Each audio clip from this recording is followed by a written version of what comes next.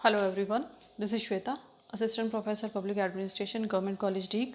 आज के इस वीडियो में हम constitution of United states of America इस टॉपिक को डिस्कस करेंगे। संयुक्त राज्य अमेरिका का संविधान। संयुक्त राज्य अमेरिका के संविधान और उसकी विशेषताओं को समझने के लिए पहले संविधान की ऐतिहासिक पृष्ठभूमि समझना आवश्यक है। तो यहाँ पर कुछ डेट्स हैं जो आपके जानने के लिए बहुत आवश्यक हैं। सबसे पहली घटना, इंग्लैंड ने 1776 तक संयुक्त राज्य अमेरिका पर अधिकार कर 13 उपनिवेशों की स्थापना कर ली थी। यानी संयुक्त राज्य अमेरिका भी इंग्लैंड का एक उपनिवेश रहा है। इसके बाद कालांतर में अमेरिकन्स में राजनीतिक और सामाजिक चेतना जागृत हुई। कई ऐसी घटनाएं रहीं जिसके कारण इंग्लैंड के प्रति भावनात्मक जो लगाव था अमेरिका के निवासियों का, वो लगभग समाप्त हो गया। फ्रांस के जैसे सप्तवर्षीय युद्ध के पश्चात इंग्लैंड ने अमेरिका के लोगों पर नए नए कर लगाए, जिसकी वजह से प्रोटेस्ट हुआ और 4 जुलाई 1776 को जॉर्ज वॉशिंगटन के नेतृत्व में सभी 13 उपनिवेशों ने अपने आप को संप्रभु राज्य घोषित कर दिया। यानी इन्होंने इंग्लैंड की जो गुलामी थी उसको अस्वीकार कर दिया। वो स्वतंत्र होना चाहते थे और अपने आप को स्वतंत्र करने के लिए भरसक प्रयास कर रहे थे। विद्रोह का नेतृत्व बुद्धिजीवी और देशभक्तों के हाथों में था, जैसे जॉर्ज वॉशिंगटन है, जेफरसन है, पैट्रिक हेनरी, एडमस, ये नाम काफ़ी प्रमुख रहे। इसीलिए फिर सभी संप्रभु राज्यों ने 1781 में एक परिसंघ की स्थापना की, जिसके लिए एक प्रलेख यानी आर्टिकल ऑफ कन्फेडरेशन तैयार किया गया। इसे यूएसए का अल्पकालीन संविधान या युद्धकालीन संविधान भी माना जाता था, लेकिन इसमें कुछ एक कमियां थी, तो इसलिए 25 मई 1787 को फिलाडेल्फिया सम्मेलन में एक नया संविधान बनाने का प्रस्ताव रखा गया और 25 जून 1787 तक इस संविधान को अंतिम रूप दे दिया गया। अंतिम प्रारूप तैयार करके 4 मार्च 1789 यानी 1789 में जो कॉन्स्टिट्यूशन है वो दैट केम इनटू इफेक्ट, वो लागू हुआ। तो इसके बाद हम जानते हैं संविधान के उद्देश्य क्या रहे। यानी संविधान जब बनाया जा रहा था तो संविधान निर्माताओं के समक्ष कुछ उद्देश्य थे जिनको ध्यान में रखते हुए संविधान का निर्माण किया गया। इस पर हम चर्चा करेंगे। मुख्य रूप से 4 उद्देश्य उनके मन में रहे: व्यक्ति की स्वतंत्रता, individual freedom, separation of power, efficient governance and elected representative. व्यक्ति की स्वतंत्रता, ये व्यक्ति की स्वतंत्रता और सुरक्षा सबसे महत्वपूर्ण प्रश्न था। इस उद्देश्य की प्राप्ति के लिए व्यवस्थापिका, कार्यपालिका और न्यायपालिका को अलग अलग कर दिया गया ताकि कोई भी विभाग दूसरे विभाग में इंटरफेरेंस ना करे, हस्तक्षेप ना करे, ताकि उसकी जो इंडिविजुअल स्वतंत्रता है उस विभाग की वो प्रभावित ना हो। ऐसा किस लिए किया गया? ताकि व्यक्ति की स्वतंत्रता प्रभावित ना हो। अगर कार्यपालिका का कोई कार्य है, वो जन नीतियाँ बना रही है, तो वो कार्य वो इंडिपेंडेंटली कर सके। लेकिन इसके साथ ही साथ एक ऐसी व्यवस्था भी की गई ताकि इन तीनों शासन के तीनों अंगों का एक दूसरे पर नियंत्रण भी बना रहे, यानी निरंकुश शासन की स्थिति पैदा ना हो। कार्यपालिका, व्यवस्थापिका और न्यायपालिका तीनों अपने अपने क्षेत्र में एक दूसरे पर नियंत्रण रखते हुए कानून के दायरे में रहकर वो कार्य कर सके। इसीलिए शक्ति पृथक्करण यानी सेपरेशन ऑफ पावर, इस प्रिंसिपल को भी माइंड में रखा गया। कुशल प्रशासन की स्थापना, एफिशिएंट गवर्नेंस, ये भी एक मुख्य उद्देश्य रहा जब संविधान निर्माण का कार्य चल रहा था।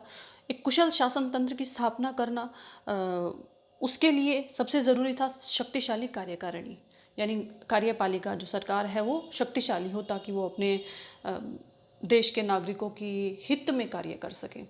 इसके लिए वहाँ अध्यक्षात्मक प्रणाली की व्यवस्था भी की गई। नेक्स्ट पॉइंट आता है निर्वाचित प्रतिनिधि, यानी सरकार का मूल आधार जनता है और जनता सरकार पर निर्भर नहीं रहे, सरकार जनता पर निर्भर। मतलब क्या है? जनता के द्वारा सरकार का चुनाव हो, उन लोगों का चुनाव हो, जनप्रतिनिधियों का चुनाव हो जो देश को चलाएंगे, वो जनता द्वारा निर्वाचित हों, जनता द्वारा चुने हुए हों कुछ निश्चित समय अवधि के लिए। अगर जनता चाहे तो उनका पुनः चुनाव हो और नहीं चाहे तो सरकार को बदला जा सके, कार्यपालिका को बदला जा सके। इस संदर्भ में ब्रिटिश विद्वान लॉर्ड ब्राइस ने अमेरिकी संविधान के गुणों पर चर्चा करते हुए कहा कि यह संविधान विश्व के अन्य लिखित संविधानों से श्रेष्ठ है, क्योंकि यह देश की परिस्थितियों के अनुसार बदल जाता है। इसकी भाषा सरल और संक्षिप्त है। जैसा आप आगे पढ़ेंगे इस संविधान की विशेषताओं के बारे में डिटेल से। तो अब हम देखते हैं ग्लैडस्टन ने क्या कहा। संयुक्त राज्य अमेरिका का संविधान मानव जाति की आवश्यकता तथा मस्तिष्क से उत्पन्न किसी निश्चित समय की सर्वाधिक आश्चर्यपूर्ण कृति है। यानी उन्होंने अमेरिका के संविधान को आश्चर्यपूर्ण कृति माना। ये एक ऐसा संविधान है जो मानव जाति की आवश्यकता और मस्तिष्क से उत्पन्न हुआ है, यानी कि क्या आवश्यकताएं रही उसके हिसाब से, उसके अकॉर्डिंग ही संविधान निर्माताओं ने इसमें प्रावधानों को रखा है। सबसे पहला आता है आपका निर्मित एवं लिखित संविधान, यानी रिटन कॉन्स्टिट्यूशन। अमेरिका का जो संविधान है, इनसे निर्माताओं ने उद्देश्य की पूर्ति के लिए इसको लिखित रूप में रखा, यानी रिटन फॉर्म में। जैसा आप जानते हैं, इस संविधान का निर्माण 1787 में फिलाडेल्फिया सम्मेलन में अनेक विद्वानों के वाद विवाद के बाद हुआ। तो प्रत्येक जो आवश्यकता थी देश की, उसके विकास की, उसको मद्देनज़र रखते हुए इसमें आर्टिकल्स यानी अनुच्छेद रखे गए, प्रावधान रखे गए। यह संविधान हालांकि बहुत संक्षिप्त है। कुल मिलाकर इसमें 27 संशोधन हैं, 7 अनुच्छेद हैं, लेकिन सरकार में होने वाली सभी प्रक्रियाओं का इसमें सार है। जैसे अमेरिका के संविधान में सरकार का संगठन, उसके कार्य, सरकार के अंग, शासन पद्धति के सिद्धांत और नागरिकों के अधिकार और कर्तव्य, इनके बारे में लिखित में चर्चा की गई है। फिर भी कुछ विषय ऐसे रहे हैं जहाँ पर ये संविधान साइलेंट है, जैसे राष्ट्रपति का प्रत्यक्ष निर्वाचन, मंत्रिमंडल का गठन, कुछ अन्य विषय हैं जैसे दलीय व्यवस्था, सीनेट का सौहार्दपूर्ण वातावरण। इस तरह के कुछ विषय हैं जिस पर अमेरिका का संविधान मौन है। सेकंड आता है सर्वाधिक संक्षिप्त संविधान, यानी शॉर्ट कॉन्स्टिट्यूशन है। यूनाइटेड स्टेट्स का जो कॉन्स्टिट्यूशन है वो वर्ल्ड में सबसे शॉर्ट कॉन्स्टिट्यूशन माना जाता है। इसमें मात्र 7 आर्टिकल्स हैं, अनुच्छेद हैं, और इसका अब तक 27 बार संशोधन हुआ है, जिसमें से 12 संशोधन इसके बनने के कुछ समय बाद ही हो चुके हैं। तो अमेरिका के संविधान के संदर्भ में कहा जाता है कि इसमें 4000 शब्द हैं, 10 से 12 पेजेस में ये आ जाता है, इस तरह की बातें। लेकिन जो जो चीज़ें वहाँ की जनता के लिए लाभकारी थी, उन सभी चीज़ों का समावेश संविधान निर्माताओं ने करने की कोशिश की है। अध्यक्षात्मक शासन प्रणाली इसकी अन्य मुख्य विशेषता है। अमेरिका के संविधान में इस प्रावधान को रखा गया है क्योंकि अमेरिका एक अध्यक्षात्मक प्रणाली वाला देश है। जैसे इंडिया में संसदीय प्रणाली को फॉलो किया जाता है, वहाँ पर प्रेसिडेंशियल सिस्टम ऑफ गवर्नेंस है।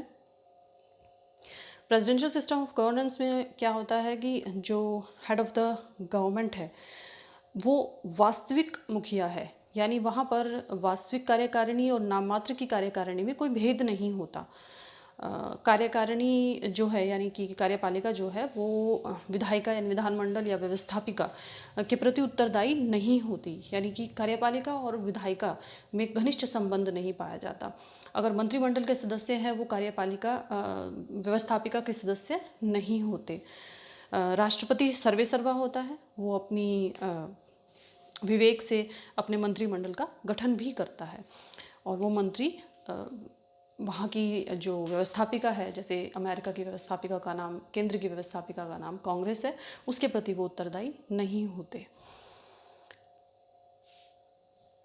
शक्ति पृथक्करण का सिद्धांत यानी principle of separation of powers, ये बहुत इम्पॉर्टेंट फीचर है अमेरिकन कॉन्स्टिट्यूशन का।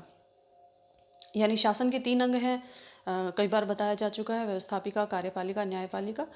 इनके अलग अलग कार्य करने की व्यवस्था की गई है, यानी कि इनकी शक्तियों का विभाजन संविधान द्वारा अलग अलग किया गया है। ये तीनों अंग अपने अपने क्षेत्र में कार्य करते हुए एक दूसरे से परस्पर भिन्न रहते हैं, यानी एक दूसरे से स्वतंत्र रहकर ये कार्य करते हैं। व्यवस्थापिका, कार्यपालिका और न्यायपालिका तीनों अंगों को स्वतंत्र रहने की ये जो व्यवस्था है ये इसलिए की गई ताकि एक दूसरे की जो निरंकुशता है उस पर भी मतलब एक तरह से चेक एंड बैलेंस लगाया जाए, रोक लगाई जाए, एक दूसरे पर नियंत्रण करके सरकार में संतुलन स्थापित किया जाए। संविधान ने इसमें लिखित में कुछ आर्टिकल्स दिए हैं, जैसे आर्टिकल 1 यानी अनुच्छेद 1 में कानून निर्माण की समस्त शक्तियां जो है वो कांग्रेस के पास हैं, कांग्रेस यानी व्यवस्थापिका अमेरिका की। दूसरे अनुच्छेद में कार्यपालिका की जो शक्तियां हैं वो राष्ट्रपति को सौंपी गई हैं, और तीसरे अनुच्छेद में समस्त न्यायिक शक्तियां हैं सर्वोच्च न्यायालय और अधीनस्थ न्यायालयों में निहित रखी गई हैं। शासन की शक्तियों का केंद्रीकरण होने से निरंकुशता का खतरा रहता है, बिल्कुल, नागरिकों की स्वतंत्रता का संकट पैदा होता है। इसीलिए शक्ति पृथक्करण के सिद्धांत को यहाँ अपनाया गया है ताकि नियंत्रण और संतुलन दोनों ही कार्य किए जा सकें। गणतंत्र की स्थापना, ये एक अन्य विशेषता है। अमेरिका जो है वो एक रिपब्लिकन स्टेट है, रिपब्लिकन कंट्री है, गणतंत्र है वहाँ पे। गणतंत्र की स्थापना संविधान के चौथे अनुच्छेद में ये लिखा गया है कि संघीय और प्रांतीय दोनों स्तर पर गणतंत्र की स्थापना होगी। यानी अब इस स्टेटमेंट से पता चलता है कि अमेरिका एक संघ है, जिस विषय में आप आगे विशेषताओं में पढ़ेंगे डिटेल में। यानी जो व्यवस्था संघ में है, केंद्र में है, वही व्यवस्था शासन की राज्यों में भी की गई है। यानी तीनों शासन के तीनों अंग केंद्र में भी हैं और तीनों अंग राज्य में भी हैं। कार्यपालिका, न्यायपालिका और विधायिका तीनों राज्य स्तर पर भी बनाए गए हैं। अमेरिका के गणतंत्र व्यवस्था में संघीय स्तर पर राष्ट्रपति हैं और राज्य के स्तर पर गवर्नर का चुनाव होता है, जो कि प्रत्यक्ष जनता द्वारा किया जाता है। अब गणतंत्र की एक विशेषता होती है, इसमें कोई भी पद किसी व्यक्ति विशेष या परिवार विशेष के लिए सुरक्षित नहीं होता, बल्कि प्रत्येक व्यक्ति जो साधारण से साधारण नागरिक है वो राज्य के प्रत्येक पद, यहाँ तक कि सर्वोच्च पद है जो राष्ट्रपति, उस पर चुनाव लड़ सकता है, यानी उसे चुना जा सकता है अगर जनता चाहती है तो। इसके विपरीत परिस्थिति है ब्रिटेन में, जो कि एक मोनार्कियल स्टेट है, जहाँ पर राजपद की प्रत्येक जो पद होता है उस पर राज परिवार का ही कोई व्यक्ति बैठ सकता है, यानी कि वो उसके लिए रिजर्व्ड होता है। वहाँ पर जो हेड ऑफ द स्टेट है वो महारानी होती हैं, या अभी फ़िलहाल महारानी है, बाकी राज परिवार का ही कोई सदस्य आता है, तो इसलिए उसे गणतंत्र नहीं कहा जाएगा। अमेरिका एक गणतंत्र है, क्यों? वहाँ पर हेड ऑफ द स्टेट चुना जाता है। फिर आपका आता है कठोर संविधान। कठोर संविधान यानी रिजिडिटी पाई जाती है अमेरिकन कॉन्स्टिट्यूशन में। ये किस कॉन्टेक्स्ट में कहा जा रहा है कि सरलता से संविधान में संशोधन नहीं हो सकता, संशोधन करना अत्यधिक जटिल कार्य है। इसीलिए जब से संविधान बना है 1789 से अब तक इसमें बस 27 संशोधन हुए हैं। जैसा पहले बताया 12 संशोधन जो हैं वो तुरंत बाद ही हो गए थे। ऐसा क्यों? ऐसा इसलिए कि जो संशोधन की प्रक्रिया है वो काफ़ी जटिल है। आपको ये जानना आवश्यक है कि इस अमेंडमेंट संशोधन के दो मेथड्स हैं, दो तरीके हैं।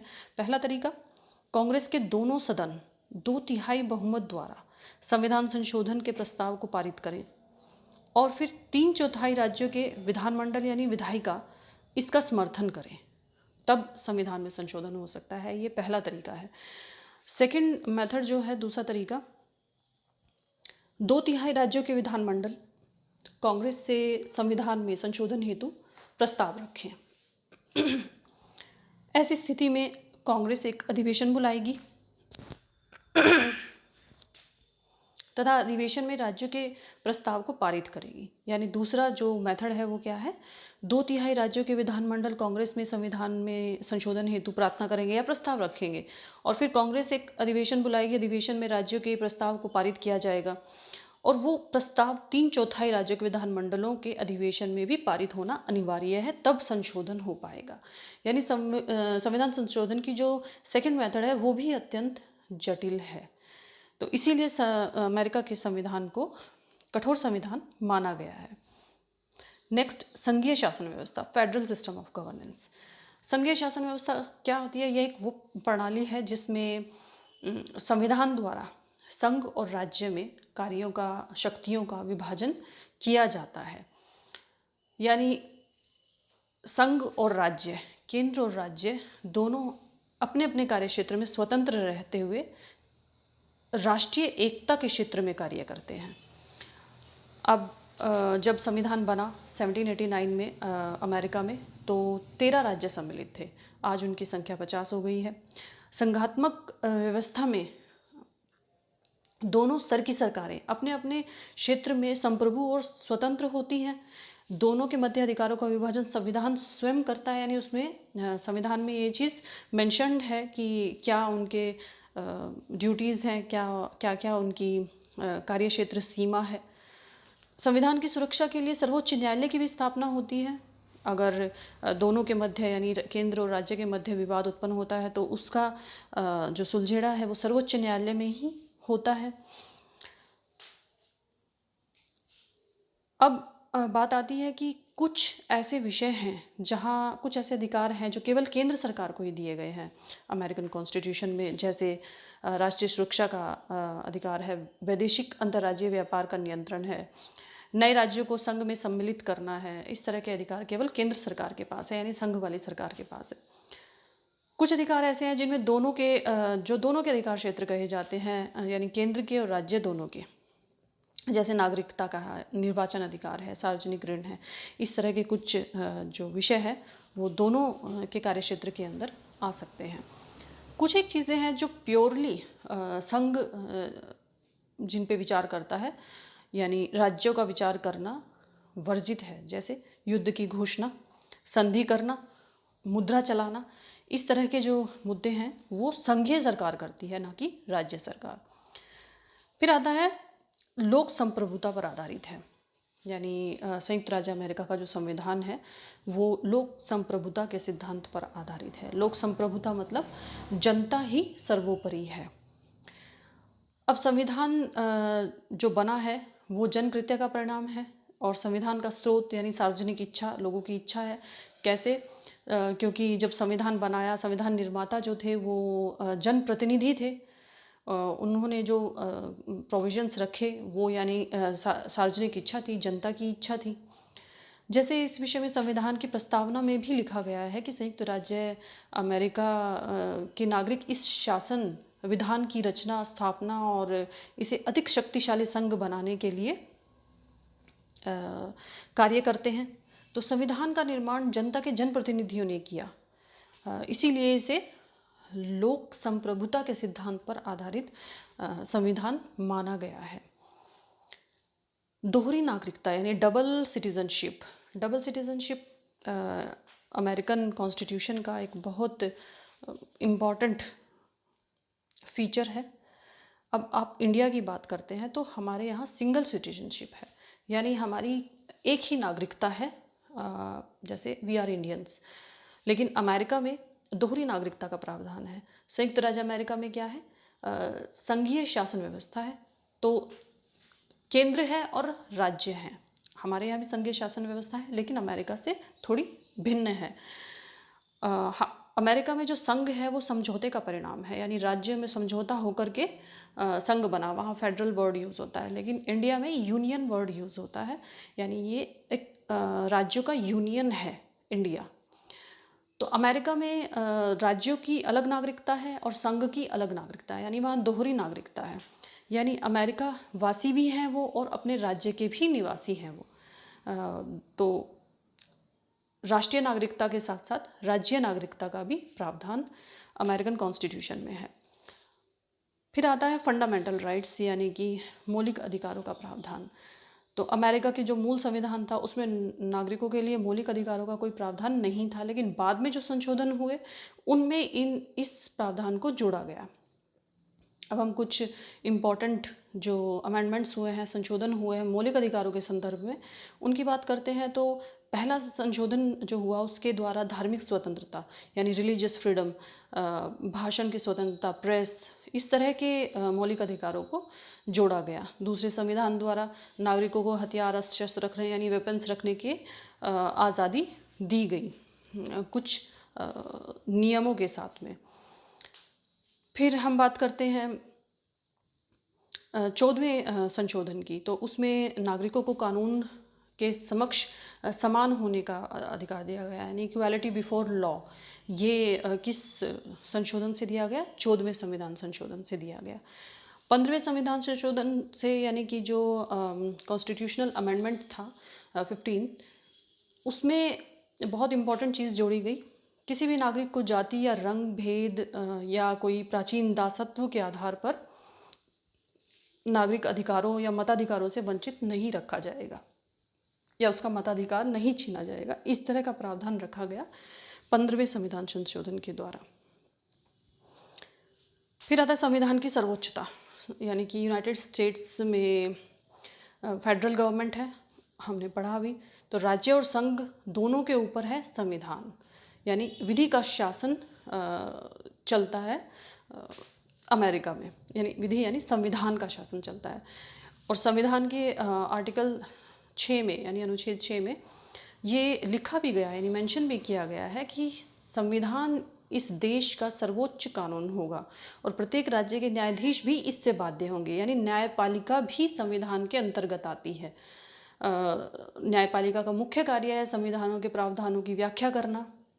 तो संविधान को सर्वोपरि रखा गया। संविधान को सर्वोपरि रखने का तात्पर्य है जनता को सर्वोपरि रखना, क्योंकि जनता द्वारा ही निर्मित है, जनता के प्रतिनिधियों द्वारा ही निर्मित है संविधान। अब इसका उदाहरण समझें आप कि संविधान के अंतर्गत कांग्रेस के द्वारा, यानी कांग्रेस यानी अमेरिका की जो व्यवस्थापिका है केंद्र की, उसके द्वारा जो कानून बनाए जाते हैं वो सर्वोपरि है। और कानून, संविधान की समस्त शक्ति इन्हीं कानूनों के द्वारा ही क्रियान्वित होती है।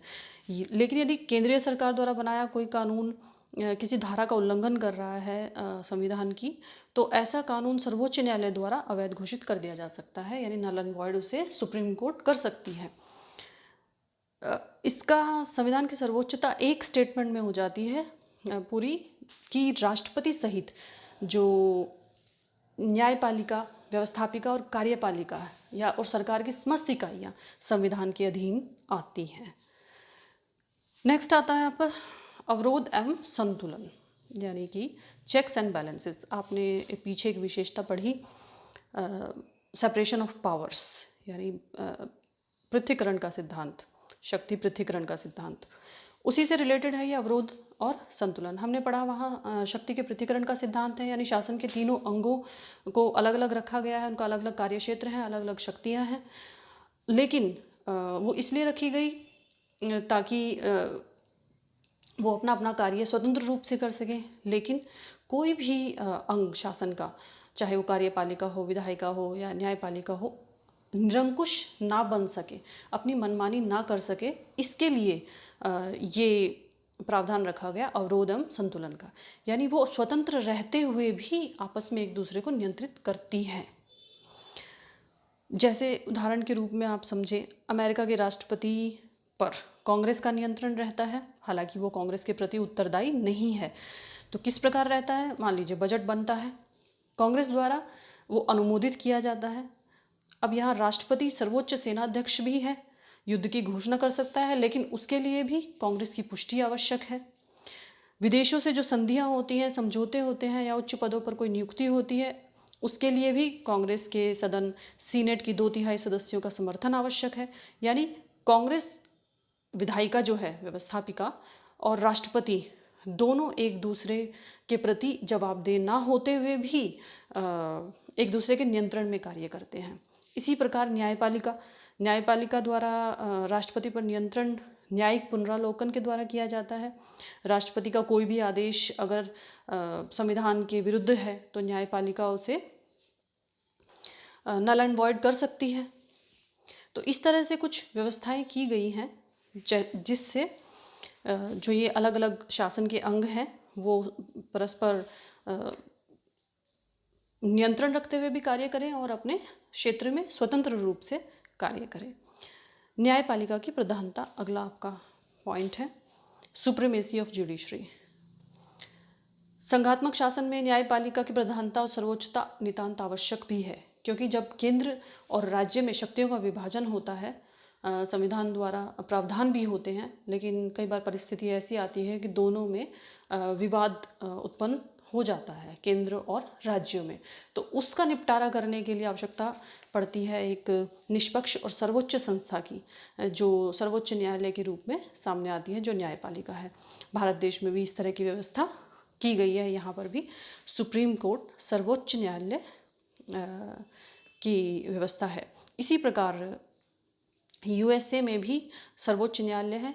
जैसा आपको पहले बताया, अगर किसी प्रकार की कोई विवाद होता है राज्यों और केंद्र के बीच में, या फिर केंद्र और राज्य सरकारें कोई इस तरह का आदेश जारी करती हैं, या ये व्यवस्थापिका इस तरह का कोई कानून बनाती है जो संविधान की विचारधारा और संविधान की धाराओं के अगेंस्ट है, तो उसे न्यायपालिका नल एंड वॉइड घोषित करती है, यानी निषेध कर सकती है। न्यायपालिका का एक मुख्य कार्य यह भी है कि वो संविधान के जो प्रावधान हैं, जो उसके प्रोविजंस हैं, उसकी व्याख्या करती है, उसको इंटरप्रेट करती है। तो नेक्स्ट आता है आपका परंपराएं और रूढ़ियाँ। ये एक इम्पॉर्टेंट पॉइंट है, ट्रेडिशन एंड कस्टम्स। हालांकि यूएसए का कॉन्स्टिट्यूशन रिटन है, यानी लिखित में है अमेरिका का संविधान, परंतु फिर भी वहाँ पर कुछ चीज़ें ऐसी हैं जो लिखित नहीं हैं, लेकिन संविधान का अभिन्न अंग हैं। वहाँ की परंपराएं और रीति रिवाज, जैसे कांग्रेस के कानून, शासन के आदेश, संविधान संशोधन, जो न्यायिक व्याख्याएं हैं, इनके साथ ही साथ कुछ परंपराएं भी विकसित हो गई हैं। जैसे उदाहरण के रूप में अमेरिका के राष्ट्रपति का चुनाव जो है वो संविधान के आदर्शों के विपरीत प्रत्यक्ष विधि से होने लगा है, ठीक है, जबकि अप्रत्यक्ष विधि से चुनाव की प्रावधान है उसमें। दूसरी इम्पॉर्टेंट चीज़ आती है, अमेरिका का संविधान जो है वो राष्ट्रपति के मंत्रिमंडल का उसमें कोई प्रावधान नहीं है, उस पर वो साइलेंट है। लेकिन राष्ट्रपति अपने जो उसके सहयोगी हैं तो उन्हें विभागीय मंत्री भी नियुक्त करता है, और सामूहिक रूप से एक मंत्रिमंडल का निर्माण भी करता है, जो मंत्रिमंडल व्यवस्थापिका यानी कांग्रेस के प्रति उत्तरदायी नहीं होता। फिर आता है, राष्ट्रपति अपने शासन कार्यकाल की शुरुआत जनरली 20 जनवरी को ही करते हैं। अमेरिका में ऐसा भी कोई प्रावधान नहीं है, लेकिन यह परंपरा बनी हुई है। अब नए राष्ट्रपति आते हैं, पद ग्रहण करने से पहले जो मंत्रिमंडल है या फिर एम्बेसडर्स हैं या राजदूत हैं, वो अपने पद से त्यागपत्र दे देते हैं, ताकि नए राष्ट्रपति अपनी इच्छा से पदों पर नियुक्ति कर सकें। ये भी एक परंपरा है। सभी प्रत्यक्ष निर्वाचन मंगलवार को होते हैं, ये भी एक परंपरा है। यानी कुछ एक परंपराएं इस तरह की अमेरिका में देखी जाती हैं, जो संविधान का एक अभिन्न अंग बन चुकी हैं। तो इस वीडियो में आपने देखा संविधान, अमेरिका के संविधान की ऐतिहासिक पृष्ठभूमि, क्या क्या घटनाएं हुई, उसके बाद उसकी विशेषताएं क्या क्या हैं। इसे आगे हम नेक्स्ट वीडियो में पढ़ेंगे। Thank you.